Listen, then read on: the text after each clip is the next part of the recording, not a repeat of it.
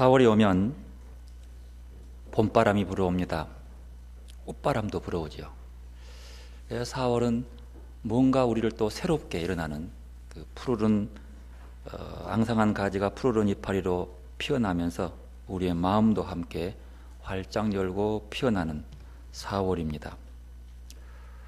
그런데 이 4월은 또한 우리의 현대사를 통해서 보면 참 아픈 역사가 또 4월에 있습니다. 공의와 자유를 외쳤던 4.19, 어떤 사람 4.19 혁명이라 하죠. 그 많은 아픔 속에서 나라가 새롭게 뒤바뀐 사건이 4.19. 그리고 그것으로만 끝나지 않고 4.16 세월호도 4월 달에 생겼습니다.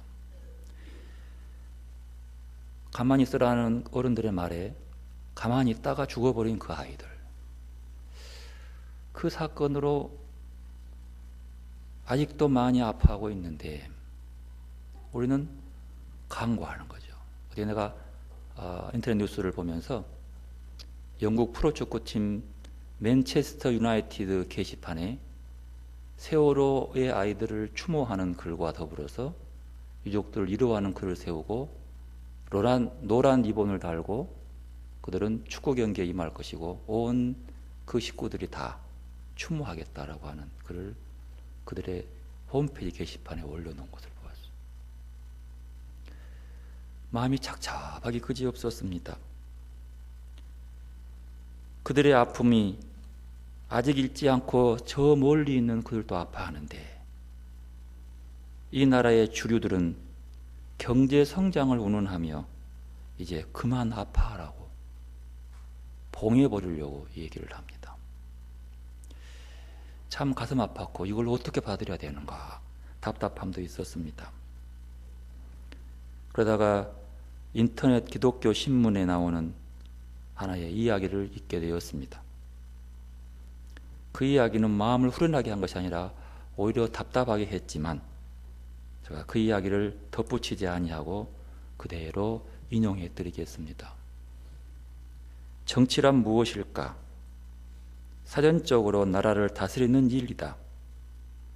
하지만 쉽게 규정하기 어려운 낱말이다. 이번 선거의 결과를 보면서 중국 춘추 시대에 등장한 가렴주구란 단어가 떠오른다. 공자의 고국인 노나라에서는 조정의 실세인 계손자가 세금을 가혹하게 징수하고 백성을 억압하여 원성이 높았다. 가렴주구, 가혹하게 세금을 거두거나 백성의 재물을 억지로 빼앗음이란 단어가 탄생하게 된 것이 이때다. 어느 날 공자가 제자들과 함께 태산기슭을 지나고 있을 때 한 여인이 새 무덤 앞에서 구슬프게 울고 있었다. 이 울음소리를 들은 공자가 그 까닭을 물었다. 여인은 더욱 흐느끼 울며 말했다.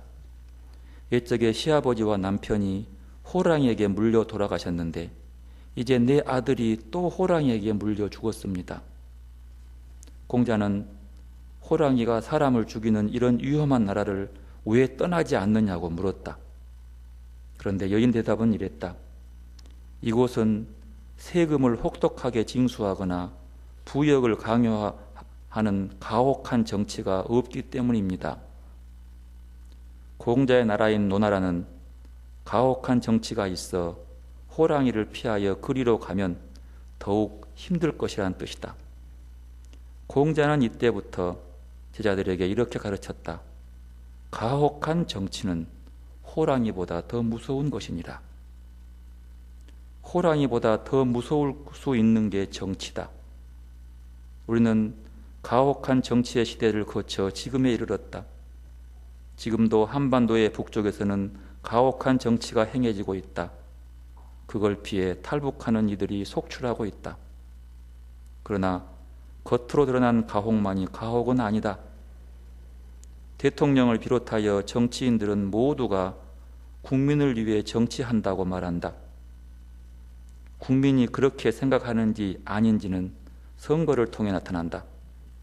이번 20대 총선도 다름 아니다. 인도의 정치가 내루는 정치는 백성의 눈물을 닦아주는 것이라고 했다. 아주 쉽게 말하면 아프다는 사람이 왜 아프냐고 묻고 손잡아 주는 게 정치다. 눈물 흘리는 사람이 있으면 어떤 연유로 눈물을 흘리는지 물어보고 그 근본 문제를 해결해 주는 게 정치다. 그런데 우리의 대통령과 정치인들은 이제 그만 아파라고 말한다. 그만하면 됐다고 말한다. 기득권자들의 호주머니는 너무 무서워 건드릴 수 없고 서민의 주머니 돈은 쉽게 가져갈 수 있다고 생각한다. 부자 증세보다 간접세를 늘리는 이유다. 웃는 자에게는 한아름의 선물을 안기고 우는 자에게는 막대기 찜질을 안긴다. 너무 심각하게 말했다면 용서하라. 하지만 대부분 사실이다. 가렴주구가 노나라에만 있는 게 아니다. 호랑이보다 무서운 게 우리 곁에 있지 않나 생각해 볼 일이다. 불교에서 사람은 누구나 태어나면서부터 고통을 가지고 살아간다고 합니다. 그러면 이 고통이 어디서 올까? 불교에서 교리는 말합니다. 집착과 무지에서 온다고 합니다. 집착이란 무엇인가?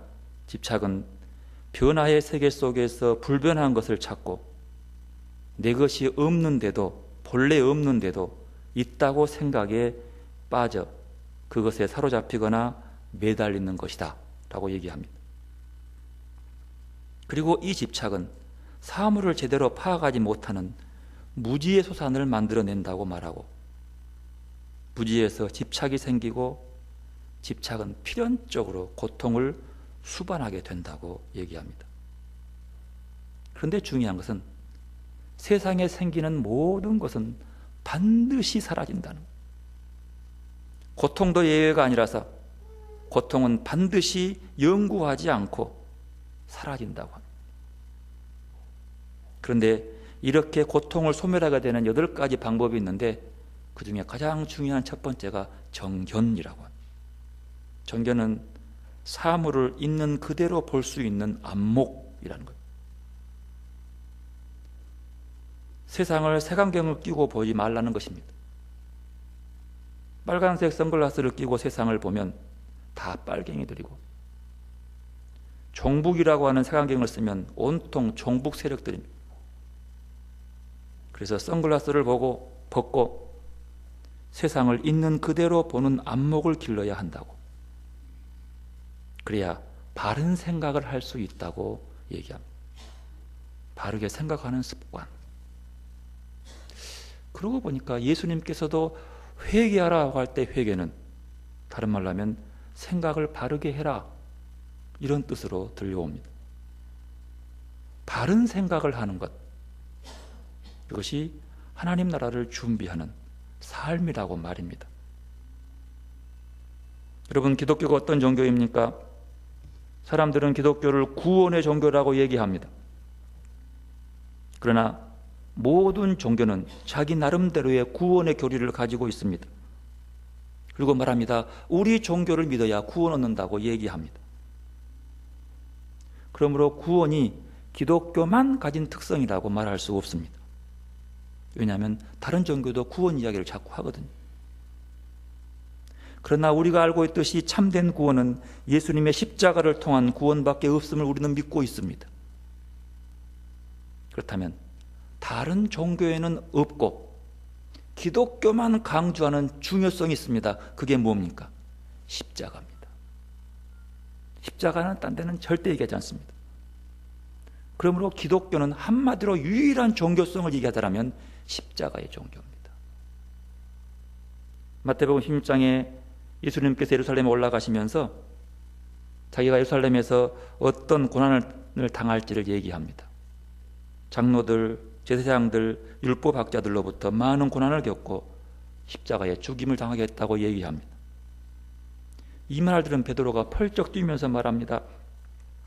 절대 안 된다고, 그런 일은 절대로 일어나서는 안 된다고 얘기합니다. 왜냐하면 그들의 생각은 메시아는 고난받으면 안 되는 것이기 때문이었습니다. 그때 주님이 이렇게 말합니다. 사탄아 물러가라. 하나님의 일을 생각하지 아니하고 사람의 일을 생각하는구나. 뭐라고 얘기합니다? 사탄이라고 얘기합니다. 그러면서 이렇게 얘기합니다. 누구든지 나를 따라오려거든 자기를 부인하고 자기 십자가를 지고 나를 따를 것이니라. 십자가를 거부하는 베드로를 향해서 예수님이 뭐라고 합니까? 사탄이라고 얘기합니다. 사탄이 뭡니까? 십자가를 지려고 하지 않는 것을 사탄이라고. 자기를 부인하지 않고 자기 자신에게 집착하거나 갇혀있는 것, 내 이기성에 갇혀있는 것, 이것을 사탄이라고 합니다. 주님 말씀합니다. 자기 십자가를 지고 나를 따를 것이니라. 하나님께서 인류를 구원하는 방법이 무엇입니까? 십자가입니다. 독생자 예수 그리스도를 십자가에 내어주었습니다. 고난받고 죽임당하도록 허락했습니다. 이것이 하나님의 구원의 방식입니다. 이것이 기독교의 복음이고 메시지입니다. 그래서 바울은 십자가에 처형당한 그리스도 외에는 그 무엇도 알지 않기로 작정했다고 고백합니다. 그게 진리이기 때문에 그리스도인들이 구원받기 위해서 십자가를 지는 것 필수사항입니다. 선택이 아닙니다. 왜냐하면 십자가의 고난을 통해서 부활의 새 생명이 그에게 주어지고 하나님 앞에 나아갈 수 있기 때문입니다. 억울해도 져야 하는 십자가, 분하고 원통해도 져야 하는 십자가, 어떤 경우의 십자가더라도 그 십자가는 다 의미가 있고 메시지가 있습니다. 그리고 십자가의 고난은 자기를 객관적으로 돌아보게 하고 내면을 성찰을 통해서 영적으로 성숙하게 하는 길이 십자가입니다. 까닭을 알지 못한 고통도, 까닭을 아는 고통도, 내 의지와 전혀 무관하게 운명적으로 고통이 다가온다 할지라도 그 고통을 참고 견디고 그 십자가로 알고 지고 나아가면 진주보다 더 아름다운 보석으로 고통이 변한다고 하는 것이죠. 오늘 요한계시록을 보면 1장 1절에 계시록이라고 번역된 헬라 말은 아포크립시스라고 합니다. 이 말은 계시, 묵시 이렇게 번역됩니다. 여러분, 계시와 묵시는 약간의 같은 의미지만 차이가 있습니다. 계시라고 하는 것은요, 하나님께서 세상을 창조하시면서 이 세상에 하나님 자신을 드러내주는 것을 계시라고 하는 거죠. 근데 계시는 오랜 기간 동안 천지 창조할 때부터 하나님은 자기를 드러내셨어요. 그걸 자기 계시라고 하는 거죠. 그 계시를 보고 하나님으로 알고 믿고 따르는 것. 그래서 우리가 계시 종교라고 얘기하지요. 묵시는 다릅니다. 이 계시의 마지막 부분에 일어나는 말세적인 현상을 국한된 말세, 종말적 현상을 나타내는 거죠. 즉 말하면 묵시 속에는 예수님이 다시 오셔서 이 세상을 심판하고 또 새하늘과 새 땅이 출현하는 것을 알려주는 상징적 의미를 묵시라고 합니다. 어쩌면 계시록보다는 묵시라고 번역하는 것이 훨씬 맞는 부분이 요한계시록을 볼 수 있습니다. 요한계시록의 저자는 그 당시의 현재의 상황 속에서 그 당시의 어려움 속에서 묵시적인 글을 쓸 수밖에 없는 처지에서 이 하나님으로부터 그렇게 글을 쓰게 된 것이죠. 특별히 묵시 문서 속에는요, 저자의 이름을 빼는 경우가 많습니다. 그래서 상징적 비밀스러운 언어들이 많이 들어 있습니다. 그러면 우리가 말한 요한계시록의 저작 시기가 언제일까? 두 가지 설이 있습니다. 하나는 네로 황제의 시기설. 네로 황제는 주후 54년에서 68년까지 로마의 황제였습니다. 또 하나의 가설은 도미티안 황제. 이 사람은 81년에서 97년, 96년까지 로마의 황제였습니다. 두 설이죠. 그리스도가 로마에 전래된 후에 최초에 탄압받는 곳은 제3대 황제인 클라디우스입니다. 51년에서 54년. 그런데 49년에 로마에 거주하는 모든 유대인들을 추방시키라는 추방명령을 내렸어요. 그 이유는 유대교들의 신흥 종교인 그리스도교가 로마인들을 유혹한다고, 미혹에 빠뜨린다고 판단했기 때문입니다. 그리고 4대를 거쳐서 제5대 네로 황제 시대 때 굉장히 극한 박해가 다가옵니다. 64년에 네로가 로마에 불을 질러놓고 그 대형 화재의 배후를 기독교 그리스도인으로 지목했습니다. 그래서 박해가 시작되죠. 엄청난 박해였습니다. 적 그리스도란 말이 거기서 나옵니다. 그리고 요한계시록에 보면 666이 나오죠. 666은 상징적 용어인데 뭐 이 표를 바꾸고 뭐 그런 뜻이, 그런 의미가 아니죠. 여기서 말하는 666을 네로라는 이름을 히브리 말로 써놓으면 그 히브리 말 알파벳 숫자를 계시하면 666이 되는 거예요. 요한계시록에 나오는 666이라는 표시는 네로 황제를 뜻하는 거예요. 그 잔혹스러운 고통의 박해, 잔혹한 것들을 얘기하는 그 상징적 언어죠. 여러분, 초대교회 교인들이 박해받을 때에 물고기를 그렸죠. 왜 그랬을까요? 물고기를 그린 것은 무슨 표시예요? 너는 예수 믿는 거라고 뜻이거든요. 그 말은요, 익수수인데 예수 그리스도는 하나님의 아들이고 구세주자는 뜻이에요. 그래서 그 말을 고백하면 예수를 주로 믿으면 다 죽으니까, 그러니까 그들은 그리스도를 고백하기 위해서 말은 없었고 물고기를 그리는 거예요. 이것 보고 상징이라고 합니다. 그 상징을 보는 것이 물고기. 박해 때문에 생기는 용어들이에요. 그러니까 666은 그렇게 박해를 심한 네로 그 뜻이에요. 박해자 그 뜻을 666이라고 보는 거죠. 그렇지만 그때를 가지고 요한계시록이 쓰여있는 때라고 볼 수 없습니다. 왜냐하면 요한계시록은 로마에서 박해받는 기독교인들을 위해 쓰여진 것이 아니라 소아시아, 지금 터키 지역에 있는 교회들이 박해받고 있는 시대를 얘기하고 있는 거예요. 소아시아 지역은 지금 터키 지방입니다. 그때가 언제냐면 그때를 도미니투스로 하고, 도미니투스. 이 도미투스 황제 때는요, 황제 숭배를 강요한 시대가 이때였습니다. 요한계시록은요, 황제 숭배에 강요당할 때에 쓰여진 거라고 볼 수 있어요. 도미니투스는 자기 자신을 주, 도미누스, 하나님, 데우스, 자기를 주하고 하나님이라고 자칭했습니다. 그렇게 분리했어요. 자기는 주인이고 그다음에 하나님이다. 그리고 모든 로마의 식민지를 자기를 주 하나님으로 숭배하도록 강요했습니다. 최고의 권력을 휘둘렀던, 황허했던 95년경의 일이죠. 이 도미니투스 황제의 숭배를 그는 그 로마 통치의 지배 올로기를 세운 거예요. 자기를 하나님처럼 숭배하라. 그리고 지중해 연안의 식민 도시들을 하나로 묶어서 통일 로마 제국으로 만들어가는 지배 이데올로기가 그거였습니다. 로마 기독교가 그렇게 심한 박해를 받는 이유는 어느 종교보다도 황제 숭배를 배격하는 거죠. 하나님 이외에 다른 걸 숭배할 수 없다는 거예요. 특히 백년경 소아시아 지역의 여러 도시에 있는 로마의 신들을 섬기는 신전들이 많았습니다. 왜? 로마의 신이 누구예요? 그걸 숭배하면서 그 앞에 황제를 숭배했었어요. 식민지의 모습이에요. 근데 그 소아시아 중심 교회에 7교회가 있습니다. 서머나 버거나 예배소 이런 교회들이죠. 그래서 그들이 당하는 고통, 그 박해 얼마나 잔인하겠어요. 여러분, 북한에서 김일성을 신처럼 숭배하면 어떻게 돼요?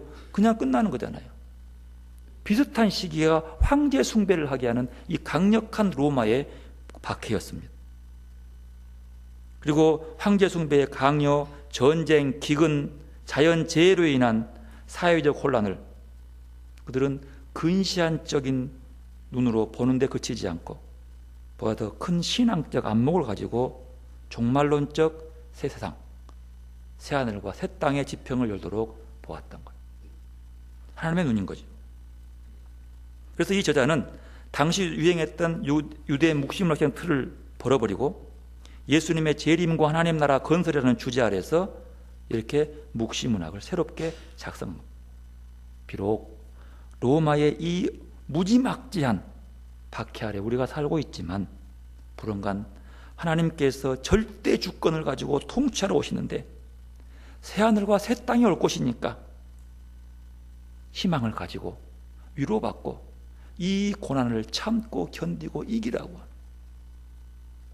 저렇게 강하게 황제를 숭배한다 할지라도 그 앞에 무릎 꿇지 말고 눈에 보이지 않지만 곧 주님 오시니까 그 주 어린 양만 찬송하고 그만 경배하라는 거죠.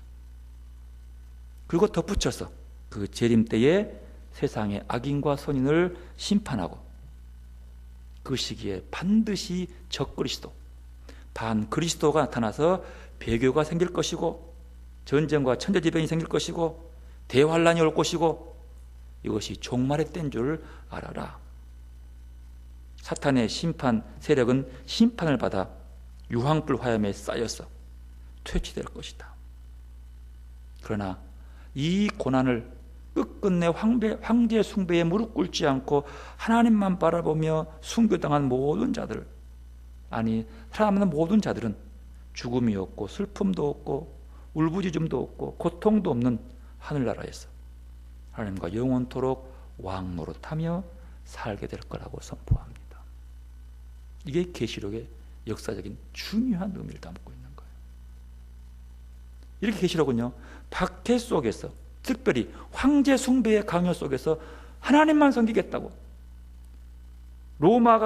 로마법의 십자가에 죽임당한 그 예수를 믿고 섬기겠다고, 경배하겠다고 선포하며 그 길을 따라 나가면서 그들은 순교의 반열에 줄을 섰다고 합니다.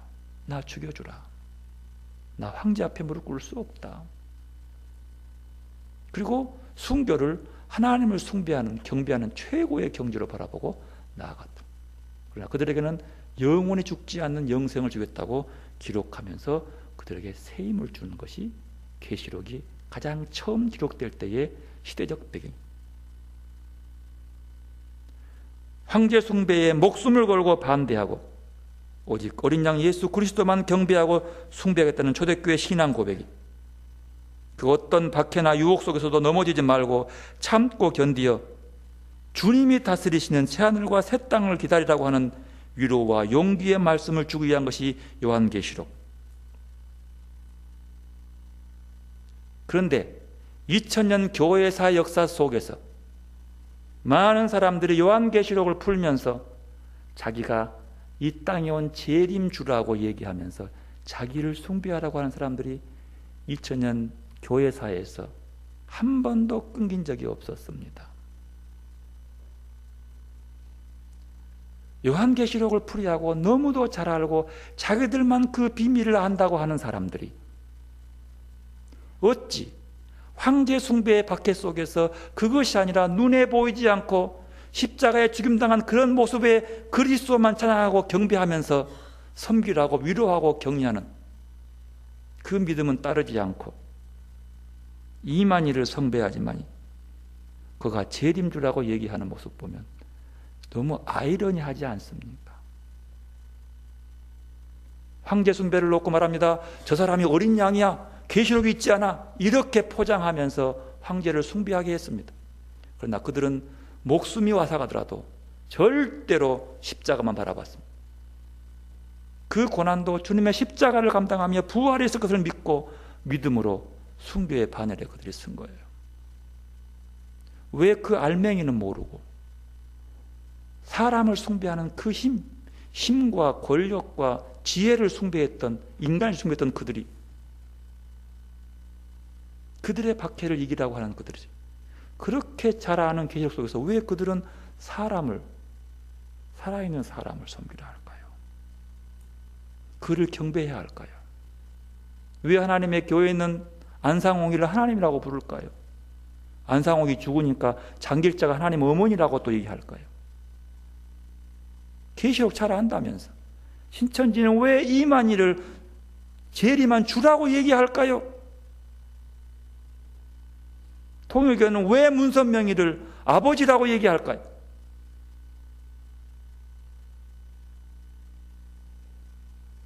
요한계시록 그때도 이런 배교자적인 힘들이 너무도 많았습니다. 중요한 것은 잘 믿는 사람들이 너무나 많이 그들의 꼬임과 그들의 협박에 넘어갔습니다. 많이 넘어갔습니다.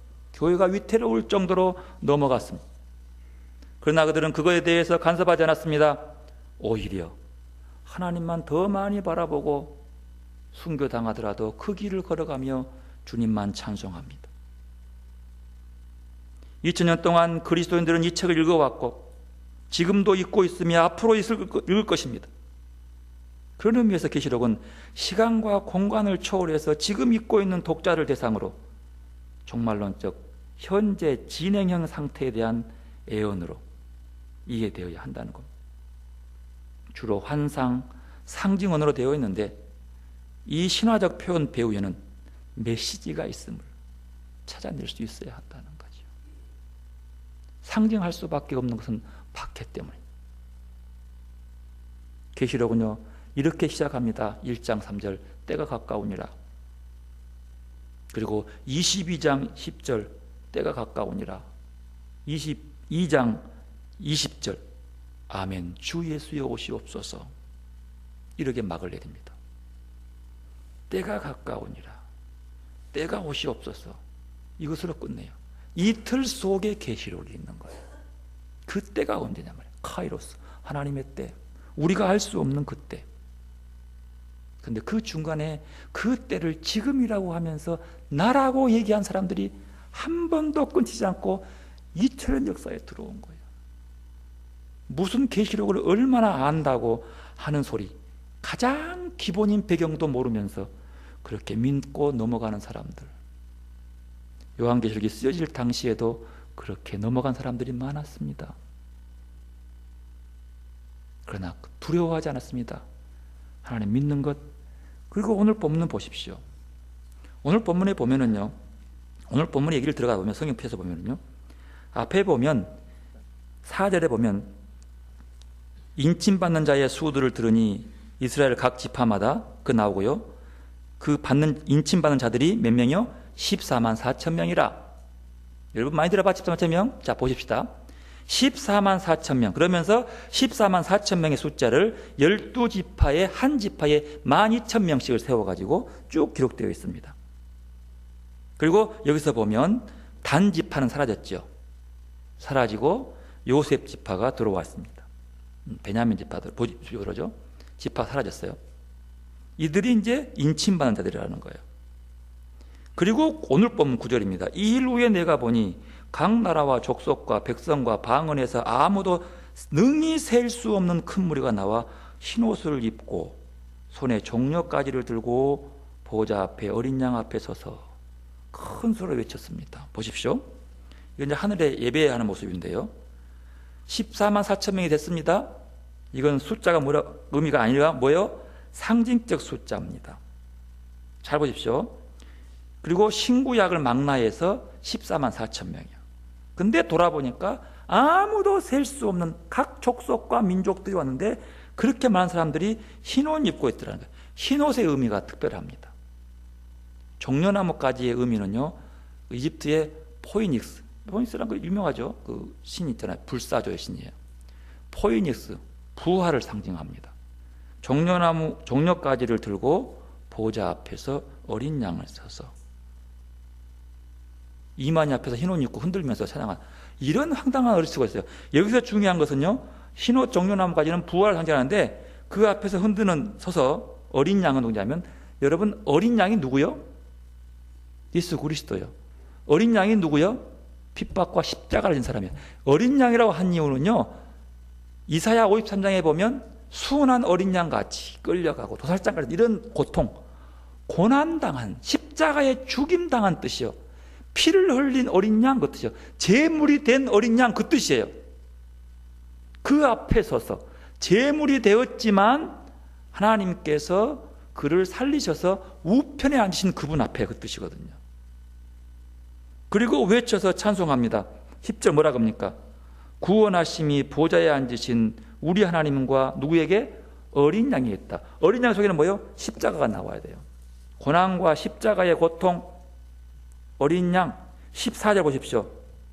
보면 이렇습니다. 내가 말하기를 내 주여 당신이 아시느니이다 나이다 하니 그가 나에게 이르되 이는 큰 환난에서 나오는 자들인데, 큰 환난에 나오는 자들인데 어린 양의 피에 그 옷을 씻어 희게 하였느니라. 이렇게 찬송합니다. 그러니까 11절 보니까 장로들과 많은 사람들이 엎드려서 대고 경배합니다. 아멘. 찬송과 영광과 지혜와 감사와 존귀와 권능과 힘이 우리 하나님께 세토록 있을지어다. 아멘. 있습니다. 그 뜻이요. 장로 중 하나가 묻습니다.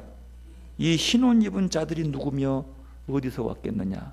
흰옷 입은 자, 하나님께 찬송하고 경배하고 어린 양 앞에 서서 종려까지를 흔드는 그 자가 어디서 왔겠느냐고 묻습니다.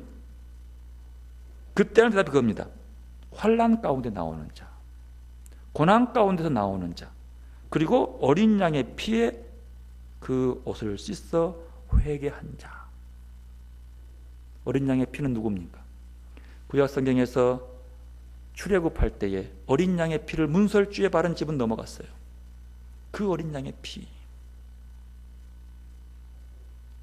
신약 성경에 예수 그리스도께서 어린 양, 그 어린 양의 비유되어서 십자가에 흘린 그분 말이에요. 근데 그 어린 양의 피가 고난 없이 된 것입니까? 박해 없이 된 겁니까? 세상에 남아서 영광 받고 주님이 찬송받는 적이 언제 있었습니까? 살아생전 얼마만큼 높은 자리에 올라가서 강연했던 적이 언제 있습니까? 오히려 그 일 때문에 고난받고 박해받는 십자가의 고통. 바로 그렇게 환난당하는 자들이 예수 그리스도의 그 피의 보혈의 힘에 힘입어서 저렇게 흰옷 입고 있느니라. 여기서 우리는 고난 없는 영광을 얘기합니다. 아니요, 고난 없는 자가 흰옷 입은 적이 없다고 성경은 이렇게 얘기합니다. 15절, 그들이 하나님의 보좌 앞에 있고 또 그 성전에서 밤낮 사람을 섬김에, 하나님을 섬김에 보좌에 앉으신 이가 그들 장막을 치시리니. 하나님을 섬기는 자들이 누굽니까? 환난과 고난을 이겨낸 자들입니다. 그들에게요. 하나님께서 그들에게 줍니다. 다시 줄지도 아니하고 목마르지도 아니하고 해나 아무 뜨거운 기운에 상하지도 아니하고 보좌 가운데 계신 어린 양 그들의 목자가 되어 생명수 샘으로 인도하고. 이것이 어디입니까? 광야길이에요. 광야 인생길에서 하나님이 주었다는 거죠. 광야길을 걸어오면서 그들을 먹이시고 입히시고 목마르지 않게 하는 분이 누구요? 하나님이요. 황제가 아니요. 자칭 재림지로 가는 사람들이 아니요. 누구요? 하나님이요. 이 하나님은 지금 눈에 보입니까? 안 보입니까? 안 보여요. 안 보이니까 그 하나님 때문에 힘 있는 자가 박해하는 거예요. 눈에 안 보이기 때문에. 그분만 경배하고 그분만 찬송하고 권능이 그분께 있음을 믿고 따르기 때문에 세상 권세진 자들이 그들을 박해하는 거예요. 14만 4천의 상징적인 숫자의 의미를 숫자적 그 수의 계산으로 본다는 그 어리석음의 답답함, 그리고 그곳에 들고 싶어서 또 고민하는. 여러분, 왜 여기서 각 나라와 족속과 백성과 방언을 냈을까요? 여러분, 이 12지파는요 이스라엘 족속을 의미해요. 신천지가 한다는 소리가, 그러니까 우리도 각 지파로 광주 쪽은 무슨 지파 이렇게 만들어가지고 그 지파에 드는데 그런 코미디가 어디 있어요? 단지파가 성경에 안 나오니까 단지파가 사라져가지고 단군 할아버지가 됐대요. 성경의 역사적으로 단군 할아버지는요 5,000년 역사의 전이지만 그 단지파가 사라진 때는 2,000년도 안 되는 시기요. 3,000년도 안 되는 시기요. 출애굽이 주전 1800년이거든요. 말도 안 되는 소리를 해요. 어리석은 이름만 가지고 말랑한 거기와 똑같아요. 그래서 우리 대한민국 12지파를 만든다는 거예요. 무슨 수라고요? 상징의 수입니다. 그것은 실제적인 숫자가 아닌 겁니다. 여러분, 제 십자가를 지고 시련을 이겨내지 못한 성도들은 하나님의 어린 양 앞에 설 수 없습니다. 오라고 해도 나갈 수 없습니다. 오직 그분 뜻대로 살려고 노력하면서 고난을 겪는 사람만이 그분 앞에 떳떳이 설 수 있습니다. 그러므로 우리에게 닥친 고난은 불행이 아닙니다. 징벌도 아닙니다. 저주도 아닙니다. 진정한 그리스도인의 가치가 고난당할 때 나타난다는 사실을 여러분 온전히 믿으시기를 바랍니다. 고난을 저주로 보지 마십시오. 저주가 아니라 주님 만나는 계기입니다. 어린 양의 피에 씻음 받을 기회입니다. 그분만 붙잡고 나가는 생명의 길입니다. 하나님과 우리의 생각은 너무나 다릅니다. 그렇게 고난을 당할 때에 하나님께서 그를 위로하시고 사랑한다는 거예요. 왜 고난입니까? 그를 사랑하시기 때문입니다. 하나님께서는 당신의 자녀들이 십자가의 고난을 당하시기를 원하십니다. 왜냐하면 그것으로 하나님의 더 큰 사랑을 보여줄 수 있기 때문입니다. 고난과 아픔 가운데서 한숨과 슬픔 속에서도 하나님의 사랑을 바라보는 여러분들이 되시기를 바랍니다. 억지로 진 십자가라도 영광이 됩니다. 구레네 사람 시몬 보십시오. 십자가 지고 싶지 않았습니다. 억지로 졌습니다. 그러나 그의 이름은 지금까지 칭송받고 있습니다. 고난의 영성, 십자가와 부활, 부활하고 성천하신 주님, 부활의 주님을 만난 바울은 자기는 고난의 십자가 외에는 자랑할 것이 없다라고 고백했습니다. 부활하고 성천하신 그 주님을 만난 우리도 이 고백할 수 있기를 바랍니다. 오직 바울이 만난 그 주님, 그 주님을 만남으로써 우리도 십자가를 달게 지고 고난을 축복으로 바꾸는 영성을 이어가는 여러분들의 신앙들이 되시기를 바랍니다. 이대로 기도로 나가십시다. 고난의 영성, 십자가와 부활의 영성, 우리에게 닥쳐오는 모든 유혹과 고난의 현장 속에서도 십자가만 바라보고 승리하게 해달라고 그 주님 바라보시기 바랍니다. 어린 양의 피가 우리를 구원하는 그 사랑의 피를 바라보시기를 바랍니다. 그리고 부활의 아름다운 영광도 바라볼 수 있기를 바랍니다. 우리와 이 땅과 이 전 세계가 주 예수 그리스도의 십자가의 보혈로 새로워질 수 있는 기회를 바라보는 영의 눈을 여는 시간 되시기를 바랍니다. 기도하겠습니다.